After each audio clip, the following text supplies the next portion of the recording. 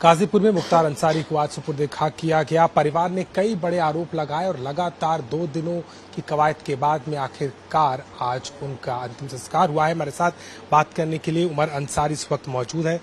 उमर, ये बताइए, जिस तरीके से आप लगातार इस बात को कह रहे थे, आप लोगों ने शंका जताई 18 मार्च को उनको स्लो पॉइजनिंग दी गई, आप लोगों ने उसके बाद में एम्स के डॉक्टर्स की जांच की बात कही, उसके बाद में पोस्टमार्टम को लेकर के आपने बात कही। ये 2 दिन में जितने वाकये हुए और आज उन्हें सुपुर्द खाक किया गया है, आज की तस्वीर और उस दिन 18 मार्च की जो बातचीत थी, क्या कुछ फर्क आ रहा और कैसा अनुभव है अभी तक? सब कार्रवाई भैया आपके सामने है, कुछ आपसे छुपा तो है नहीं। आप लोग के माध्यम से पता चला कि उनको हार्ट अटैक आया और लेकर के बांदा मेडिकल कॉलेज दोबारा जाया गया है। मुझे तो सूचना भी नहीं दी किसी ने, ना कोई जेल ऑफिशियल ने या बांदा के जिला प्रशासन ने, ना कोई स्टेट के लेवल पर। मीडिया के माध्यम से खबर सुनी, दिल धड़क गया, बिल्कुल लखनऊ ही था, भागा तुरंत। अभी बछरावा भी नहीं पहुंचा था, मेरे ख्याल से पीजीआई क्रॉस कर रहा था, तब तक ये खबर आ गई। तो क्या एक्सपीरियंस और अनुभव आप पूछ रहे हैं, मैं क्या बताऊं। मैं एक पुत्र हूं और एक ऐसा पुत्र जो 26 साल का है और 25 साल अपने पिता के बगैर रहा है। कहने वाले जो कहते हो कि बगैर रहे हैं तो वो अपराधी हैं, तो वो माफिया हैं, तो उनको सजा भी तो हुई है, तो वो इसलिए तो जेल में थे। आज इतनी रोक टोक, चप्पे चप्पे पर पुलिस का पहरा, उसके बावजूद जो हुजूम, जो हदे निगाल तक फैला हुआ जनसैलाब जनाजे के लिए था, उसने इस बात को साबित कर दिया है कि मेरे पिता माफिया नहीं, रहनुमा थे। हुजूम की आपने बात की, आज हमने देखा भी था हजारों की तादाद में समर्थक पहुंच रहे थे, लेकिन डीएम साहिबा और अफजाल अंसारी जो कि सांसद हैं आपके, उनके बीच में एक बहस हुई थी। वो कह रही हैं कि परमिशन दी गई, लेकिन आप उससे जरूरत से ज्यादा लोग को ले जा रहे थे। वो वाकया क्या था, आखिर किस तरीके से रोका जा रहा था, क्यों वो बात कही? देखिए, स्वाभाविक है कि लोग बहुत इमोशनल हैं। लोग तो मुझसे ये कह रहे हैं कि भैया आप नहीं यतीम हुए, हम भी यतीम हो गए। और 3600 जात के लोग, यहाँ बाजार है मोहम्मदाबाद, बहुत बड़ी बाजार है, आप किसी से पता कर लीजिए। आप लोग को तो लगता है कि हम लोग तो झूठे हैं, पता कर लीजिए। आपकी कोई दबाव हम लोग का नहीं है, न कर सकते हैं, न प्रशासन का है। अपनी मर्जी से स्वतः लोगों ने, सब दुकानें, पूरी बाजार बंद है। 3600 जात के लोग, हर धर्म और जात के लोग दुखी हैं, कष्ट में हैं। मंदिरों में प्रार्थनाएं हुई जब उनकी हार्ट अटैक की खबर सुनी गई। लोग इफ्तारी में रो रो के वीडियो बनाकर सोशल मीडिया पर डाल रहे थे। लाखों करोड़ों लोग, मैं कहूँगा, इस पूरे देश में बहुत गम में है, अफसोस में है। लोगों के घर खाना नहीं बन रहा है। मैं ऐसे घर जान रहा हूँ जो भूखे हैं कि हमारे मसीहा को हमसे छीन लिया गया। तो स्वाभाविक है कि भीड़ है, और भीड़ को हम लोग आपके सामने, कोई बात नहीं छुपी। मैं कल से नहीं, परसों से कह रहा हूँ कि कोई मत आए। हजारों लोगों को तो मैंने मना किया है टेलीफोन करके कि मत आइए, मत आइए, मत आइए। 2 दिन 4 दिन बाद आ जाइएगा, मिट्टी ही तो देना है, दे दीजिएगा। फातिहा वहीं से पढ़ लीजिए, कोई ज़रूरी नहीं कि यहीं आके पढ़िए। हम जान रहे थे कि ये सब होगा। फिर भी जो आप कह रहे हैं नोकझोंक की बात मेरे संज्ञान में नहीं है। मतलब मैंने अपनी आंख से देखा नहीं, कान से सुना नहीं। आप कह रहे हैं अगर, तो मुझे लगता है कि वो जिलाधिकारी हैं, वो मेंबर ऑफ पार्लियामेंट हैं, दोनों लोग में कुछ बातचीत हुई होगी कि अब इसको नोक झोंक और कुश्ती और मारपीट का नाम थोड़ी दिया जाना चाहिए। कुछ बात हुई, कार्रवाई करेंगे, एफआईआर भी करेंगे, उल्लंघन किया। कौन कह रहा था? डीएम साहब कह रहे हैं कि अगर आप लेके जाएंगे तो हम। नहीं, ऐसा नहीं, मुझे नहीं लगता ऐसा कुछ है। और क्यों, क्या करेंगे? देखिए, शव यात्रा निकली है और यहाँ से मुश्किल से हार्डली 300 मीटर है और भारी सुरक्षा बल तैनात था। उसमें क्या एफआईआर, क्या, कोई सवाल ही नहीं। मुझे तो नहीं लगता ऐसा कुछ भी नहीं। चलिए, एक बात और बहुत इम्पोर्टेंट थी, आज जो रिपोर्ट की बात आ रही है सामने, पोस्टमार्टम की रिपोर्ट में जो आई बात कार्डियक अरेस्ट, उसमें रीजन दिया जाता है। आपके सवाल अभी भी वही हैं? विस्टा की रिपोर्ट का आप इंतजार कर रहे हैं या मजिस्ट्रेट जांच बिठाई गई है? आपको एतबार है उस पर कि उसमें सच सामने आएगा जो दावा आप कर रहे हैं? भैया सही बताएं तो हम अभी तक इस बारे में एक पल भी नहीं सोच पाए। मेरे भाई, बड़े भाई अब्बास अंसारी जो मऊ से विधायक हैं, वो आ नहीं पाए, प्रशासन ने आने नहीं दिया, बल्कि मृत्यु होने पर खुद ही भेज सकता था। डीएम साहब भेज सकते थे, एडमिनिस्ट्रेटिव पावर है उनके पास। स्टेट चाहता, प्रशासन शासन वो भेज सकते थे, नहीं भेजा। हमने सुप्रीम कोर्ट का दरवाज़ा खटखटाया, लेकिन वेकेशन होने की वजह से सुनवाई नहीं हो पाई। हाई कोर्ट और ट्रायल कोर्ट ने जिस भी चलते नहीं दिया। सुप्रीम कोर्ट खुली होती तो निश्चित वो आज यहाँ होते।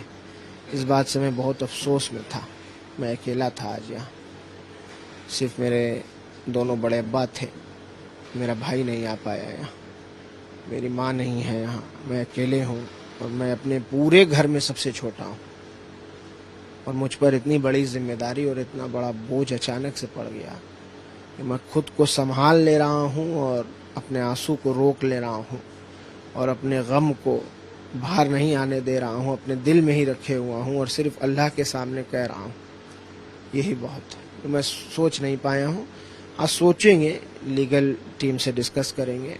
आज तकरीन हो गई है, थोड़ा हो सकता है आज नहीं तो कल घर के गार्जियन है अफजाल बाबा, उनसे डिस्कस करेंगे, लीगल टीम से डिस्कस करेंगे, फैसला लेंगे कि आगे क्या करना। लेकिन एक बड़ी बात ये थी कि आप लोगों ने साजिश का आरोप लगाया। अफजाल साहब ये बात कह रहे हैं, आप कह रहे हैं कॉन्स्टेंटली, और ये बात अभी नहीं, जो कॉन्वर्सेशन आपका आपके पिता के साथ हुआ था उसमें भी उन्होंने इस दर्द को बताया कि उनको लगता है कि उनकी तबीयत नहीं ठीक है, उनकी रूह नहीं बचेगी, ऐसी बातें उन्होंने उस ऑडियो में कही थी। तो आपको लग रहा है कि इन जिन तमाम चीजों के मद्देनजर क्या वाकई में वो सच सामने आ पाएगा? और जिसका दावा आप कर रहे हैं, क्योंकि रिपोर्ट कुछ और कह रही है और आप लोगों का दावा है, और कौन इसके पीछे है, कौन इसको दो जगह अदालत है। एक जमीन की अदालत है जिस पे हमें विश्वास है, पूर्ण विश्वास है, न्यायपालिकाओं पे हमारे, हमें इंसाफ मिलेगा और बात खुलेगी और सामने आएगी। आज नहीं तो कल आएगी। समय एक जैसा नहीं रहता, समय बहुत बलवान होता है। दूसरी अदालत अल्लाह की अदालत है, ऊपर वाले की अदालत है। किसी कारणवश यहाँ से नहीं भी इंसाफ मिला तो वहां से मिलेगा, वहां इंसाफ होगा। साजिश के पीछे कौन है? राजनीतिक लिंक भी है? स्पष्ट रूप से ब्रजेश सिंह, जिसने दाऊद इब्राहिम का को accused mafia don Brajesh Singh, जिसने गोली चलाई पापा के ऊपर और हमला किया, जिसमें 9 लोग घायल हो गए, 3 लोग इंजर्ड हो गए। बैठने दो।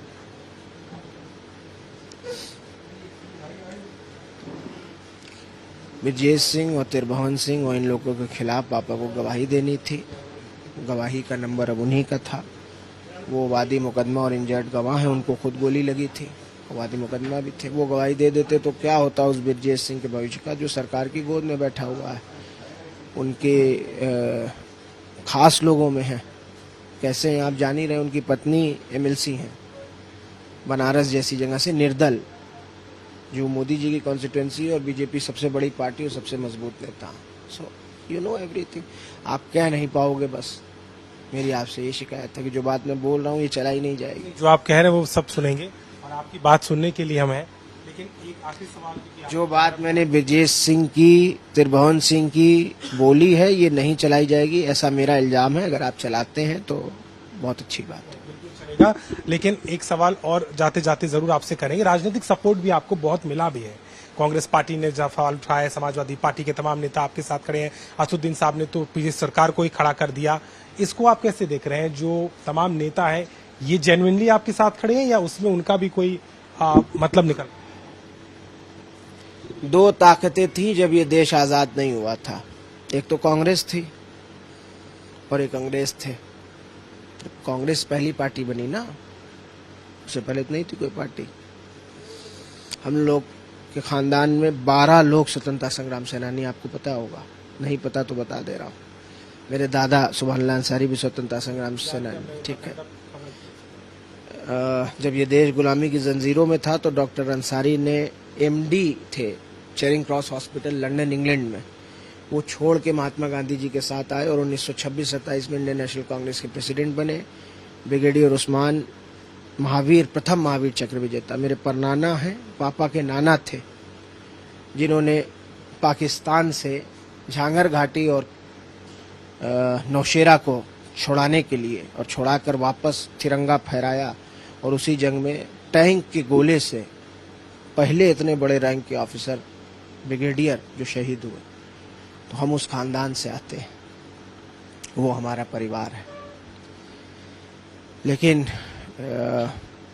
कहा क्या जाए, तकलीफ की बात तो यही है कि अमृत महोत्सव, अमृत काल कहते हैं, और सारा बुलडोजर, सारी ताकत सब हमको बदनाम करने में और हमको बर्बाद करना और बदनाम करना, यही एक मकसद है। तो कहना ये था मुझे कि दो ही ताकतें थी। आपने जो समर्थन की सबकी बात की, वो सब हमारी जमात में थे, और जो दूसरे लोग थे अंग्रेज और अंग्रेज के चाटुकार, तो अंग्रेजों से हमारे पूर्वज लड़े, अंग्रेजों के चाटुकारों से हमारे पिता की जनरेशन लड़ रही थी। यही सच है। तो जो उस जमात के हैं जो अंग्रेजों के और अंग्रेजों के चाटुकारों से लड़ते रहे हैं, तो उन्होंने हमारा सपोर्ट किया है और हमारी बात को भी उठाई, और बड़े बड़े नेताओं ने उठाई। माननीय राष्ट्रीय अध्यक्ष अखिलेश यादव जी ने उठाई है, मैं आभार प्रकट करता हूँ। बसपा सुप्रीमो सुश्री मायावती जी ने उठाई है, और भी अलग अलग पार्टियों के अलग अलग नेताओं ने। मैं ओवैसी साहब की कल दुआ सुन रहा था, सोशल मीडिया पे वायरल है, न्यूज़ खोला तो आ गया सामने, तो वो देख लिया। चंद्रशेखर रावण भाई हैं, मैं मिला हूँ उनसे, इत्तेफाक से उनको गोली लगी, तो मैं एक केस में वांछित था, मैं नहीं जा पाया उनसे मिलने। उन्होंने भी बात उठाई, पप्पू यादव जी ने, तेजस्वी यादव जी ने, बिहार के उप मुख्यमंत्री जिन्होंने इतनी नौकरियां दी लोगों को, सबका आभार है। सबके लिए मैं बहुत छोटा हूं और सबको प्रणाम कह सकता हूं, और यही कहूंगा कि हम लोगों के साथ नाइंसाफ़ी हुई है, जुल्म हुआ है, और ये मेरे पिता की स्वाभाविक मौत नहीं है, ये सुनियोजित हत्या है। तो मैं पुनः अपील भी करूंगा जिसका जिसका अभी मैंने नाम लिया है, सब लोगों का, कि आप लोग इसमें हमारी सहायता करिए। 19 मार्च का सच सामने आएगा। मैंने कहा ना, दो अदालतें हैं, एक यहाँ जिस पे पूर्ण विश्वास है, और उससे भी ज्यादा विश्वास ऊपर वाले की अदालत में है, क्योंकि जिंदगी की सबसे बड़ी हकीकत है मौत। जब पैदा हुआ है आदमी तो मरेगा, और मरेगा तो कोई भी धर्म का मानने वाला, इस्लाम, सनातन, सिख, क्रिश्चियन, सबके धर्म में अच्छी चीजें सिखाई जाती हैं। मनुष्य खराब हो सकता है, कोई पर्सनल व्यक्ति खराब हो सकता है, कोई धर्म खराब नहीं होता। धर्म अच्छी चीज सिखाता है। सब धर्म में कहा गया है ना कि जो कर्म करोगे तो अगला जन्म वैसा मिलेगा। आपके हिंदू धर्म में भी कहा गया है, मेरे इस्लाम में भी कहा गया है कि इस दुनिया के बाद आखिरत की जिंदगी है। तो कहा ना कि यहाँ नहीं तो अल्लाह की अदालत में इंसाफ मिलेगा। इंसाफ तो मिलेगा। 19 मार्च का सच यहाँ खुलेगा या आखिरत में खुलेगा, और आप देखेंगे कि फतेह याब मुख्तार अंसारी होंगे।